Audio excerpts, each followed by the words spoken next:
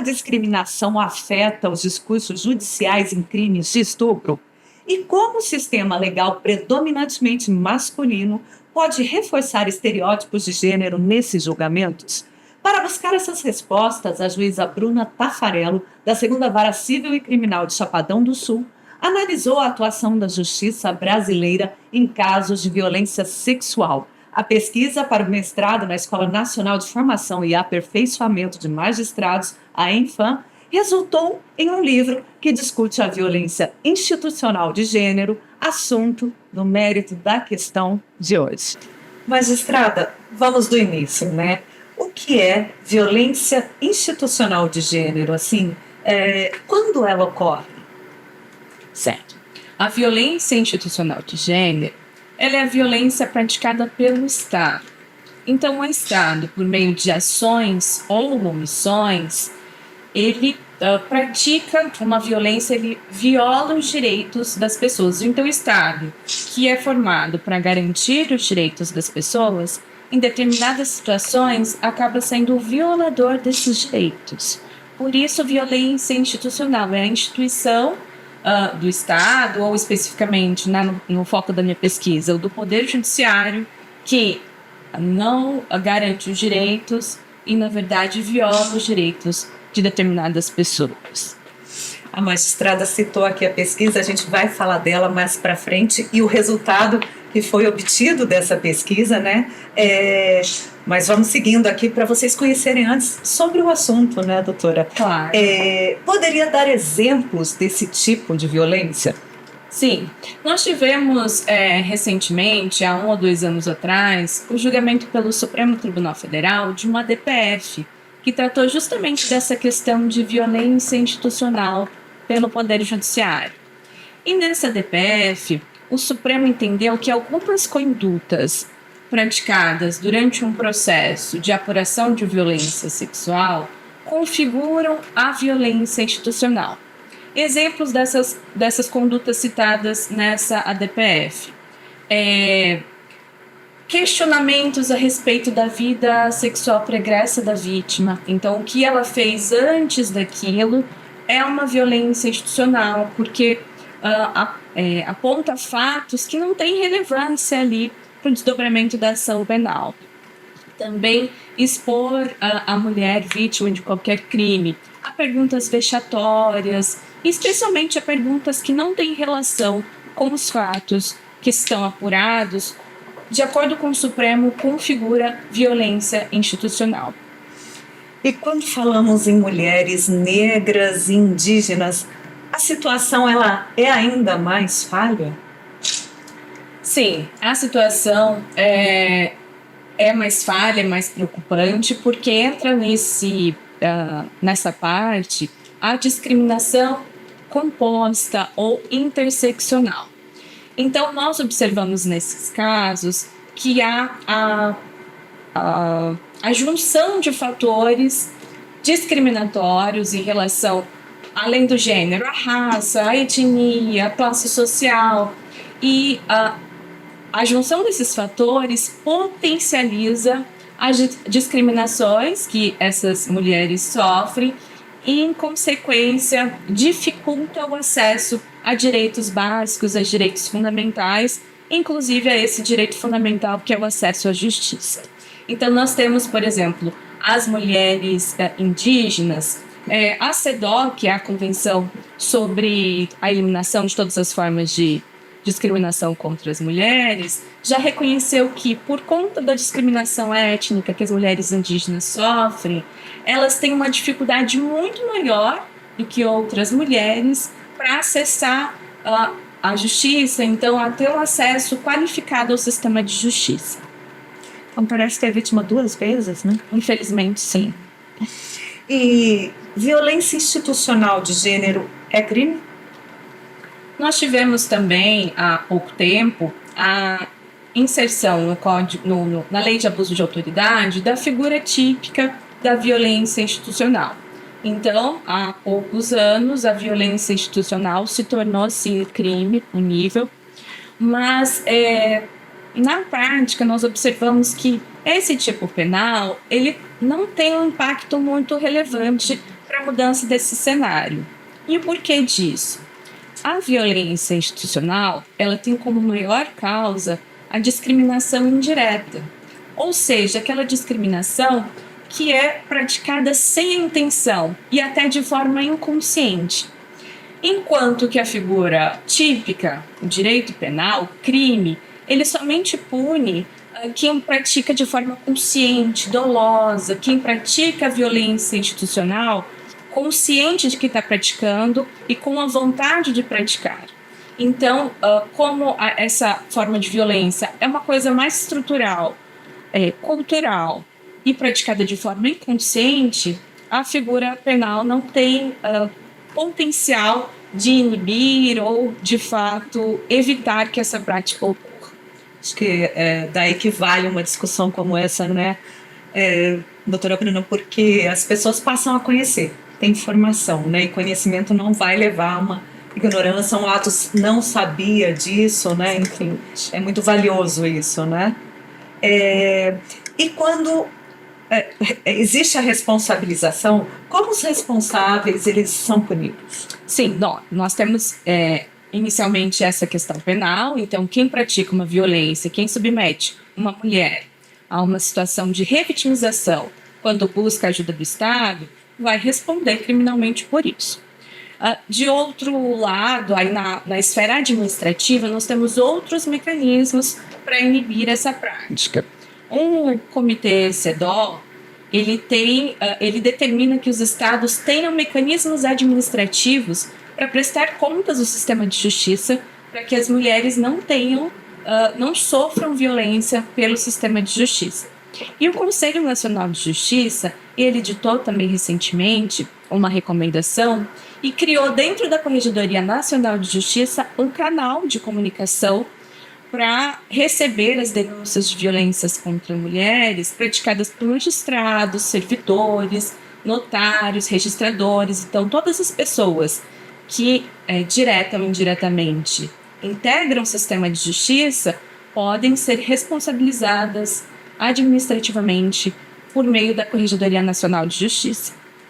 E aí, falando sobre prevenção, né? O que a magistrada defende? O que é dito sobre isso, né? A prevenção é a chave para a mudança dessa cultura. Então, nós falamos há pouco das penalidades, das punições, mas o que as pesquisas demonstram é que o que nós precisamos é, de fato, uma mudança de cultura para que esse tipo de prática seja evitada. E a prevenção começa com a capacitação. Então, é preciso que seja investido em capacitação constante, adequada, periódica, de todas as pessoas que compõem o sistema de justiça, né? Claro, a pesquisa aborda a questão dos magistrados, magistradas, mas é importante também que todas as pessoas que compõem o sistema de justiça, inclusive fora do Poder Judiciário, né? Ministério Público, Defensoria, OAB, todos sejam adequadamente capacitados para ter consciência dos estereótipos de gênero, do que é discriminação, de quais são as questões culturais em que estamos inseridos e que colocam as mulheres em situação de subjugamento, e a partir dessa consciência a gente possa construir um sistema de justiça de fato acessível de forma adequada para todas as pessoas. E tem em mente alguma ação de combate, né, que já seja referência a uma prática que já é ali uma boa prática, que já é copiada também, que vale replicar, né, multiplicar? Nós temos pela Escola Nacional de Formação muitos cursos de capacitação em relação ao protocolo de julgamento com perspectiva de gênero e o protocolo de julgamento com perspectiva racial, que os protocolos eles trazem justamente essa consciência de todas as questões que estão enraizadas e que às vezes no nosso cotidiano a gente não consegue ter esse olhar de estranhamento, porque é uma coisa tão corriqueira, tão normalizada, e a partir desse conhecimento trazido pelos protocolos, a gente consegue compreender que algumas práticas causam essa revitimização, colocam as mulheres negras, em uma situação de maior vulnerabilidade, quando o adequado seria a gente tratá-las de uma forma mais adequada para que a situação de vulnerabilidade em que ela se encontra no momento em que procura o judiciário seja solucionada. Então, os protocolos são instrumentos bastante interessantes nesse combate à violência institucional. A gente para agora para um rápido intervalo. Na volta, a magistrada apresenta o resultado de sua pesquisa sobre como a discriminação por estereótipos afeta os discursos judiciais em crimes de estupro.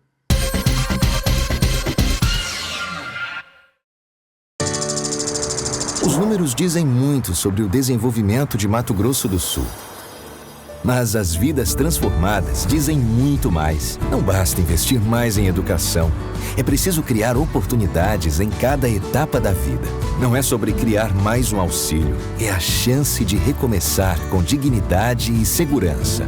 Não é apenas um programa de moradia. É um meio de finalmente sair do aluguel e conquistar a casa própria. Não é só uma política de incentivo, são novas indústrias, empresas e milhares de empregos gerados. É a carteira assinada da Larissa, do Manuel, da Bia e de tantos outros sul-mato-grossenses. Não são apenas projetos, debates, leis.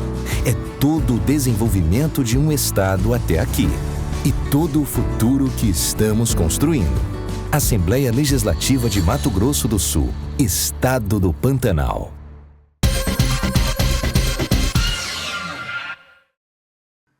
O mérito da questão está de volta e neste bloco vamos conhecer o livro da juíza Bruna Taffarello sobre violência institucional de gênero. Antes ainda de falarmos da obra, na sua avaliação, são comuns tentativas de silenciamento e desqualificação também por parte de outras mulheres? Nós falamos em relação a mulheres negras, indígenas, mas existe isso também por parte de mulheres? Sim, esse é um ponto bastante sensível, porque, sim, é possível que esse silenciamento seja praticado também por parte de outras mulheres, porque essa questão de gênero, ela está relacionada ao patriarcado. E todas as pessoas, todos nós, enquanto sociedade, estamos vinculados a esse sistema patriarcal. Então, as mulheres também são reprodutoras desse sistema patriarcal. E quando agem para silenciar outras mulheres, estão atuando como agentes do sistema. Então, como a gente já conversou, essa estrutura ela vai se reproduzindo de forma inconsciente. Então, as mulheres muitas vezes sequer têm consciência que elas estão colocando as outras mulheres em uma posição de subjugamento, porque elas estão também acostumadas a sofrer essa pressão de padrões de comportamento, de padrões de conduta, então acaba reproduzindo esses padrões, impondo às outras mulheres como uma coisa normalizada. E isso também pode ocasionar o silenciamento dessas outras mulheres por qualquer pessoa, Então não são só os homens que são agentes de violação de direitos. E a violência contra as mulheres, ela não pode ser entendida sem se considerar a dimensão de gênero, O que essa afirmação quer nos dizer?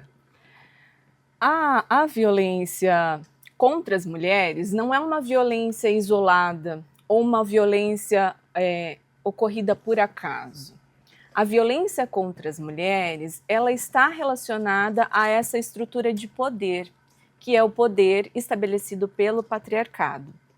Então, quando nós observamos a violência contra a mulher, nós precisamos ter em mente que ela está nessa dinâmica dessa relação de poder que coloca, em geral, os homens como um padrão, que devem desempenhar um padrão de dominância e as mulheres devem desempenhar um padrão de submissão.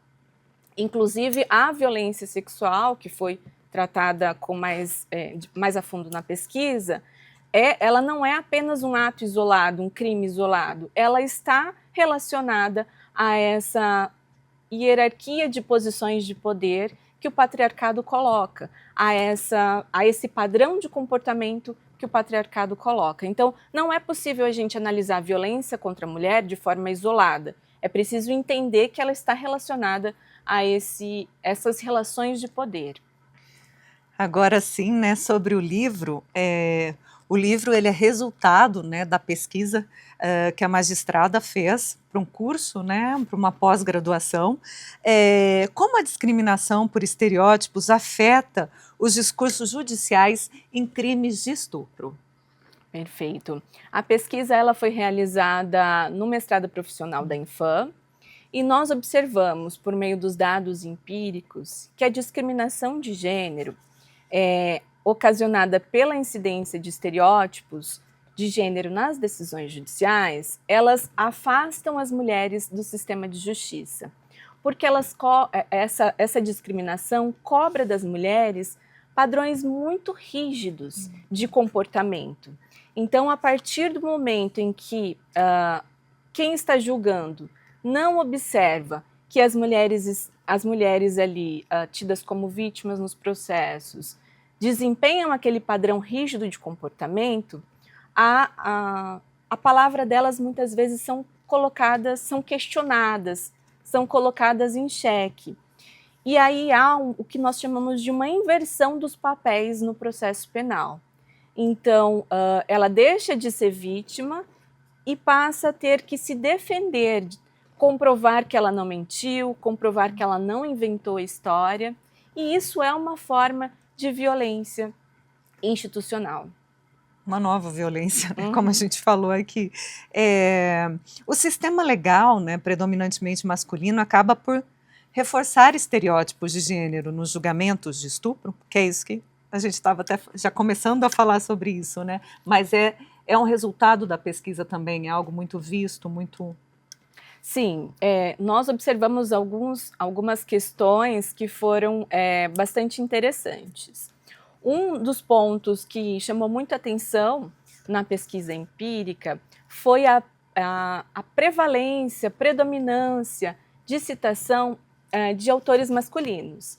Então, embora as mulheres estejam muito presentes na academia, tenham muitas produções científicas, nas decisões judiciais, elas não são citadas como reforços argumentativos.